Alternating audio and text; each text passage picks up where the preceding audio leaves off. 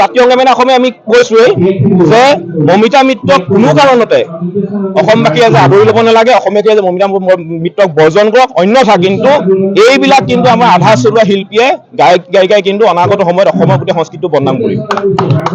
কেতিয়াও অসমীয়া হ'বই নোৱাৰে, বহিৰাগত অসমীয়া কেতিয়াও আকোৱালি ল'বই নোৱাৰে।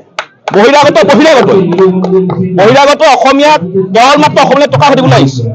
মমিতা মিত্ৰ অসমীয়া মানুহৰ আৱেগৰ লগত খেলা কৰিছে আৰু অসমীয়া মানুহৰ আৱেগৰ লগত খেলা কৰি কেৱল মাত্ৰ টকা ঘটিবলৈ আহিছে, আৰু একো কৰিবলৈ অহা নাই।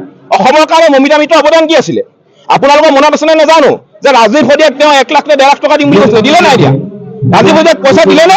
এতিয়া জুবিন দাক ঢুকোৱাৰ পিছত এতিয়া আপোনাৰ বিহু প্ৰগ্ৰাম বিহু আহি থকাৰ কাৰণে জুবিন দাক আপোনাৰ সমাধি ক্ষেত্ৰত কানি দেখুৱাইছে, আৰু কানি দেখুৱাৰ পিছত কি কৰিছে, তেওঁ এতিয়া গানবিলাক বিকৃত কৰিবলৈ আৰম্ভ কৰিছে। গতিকে মমিতা মিত্ৰৰ দৰে মহিলাক কোনো কাৰণতে অসমীয়া আদৰি ল'বই নালাগে, আৰু বহিৰাগত সদায় বহিৰাগত। গতিকে বহিৰাগত অনা অসমীয়া কেতিয়াও অসমীয়া কথা চিন্তা নকৰে।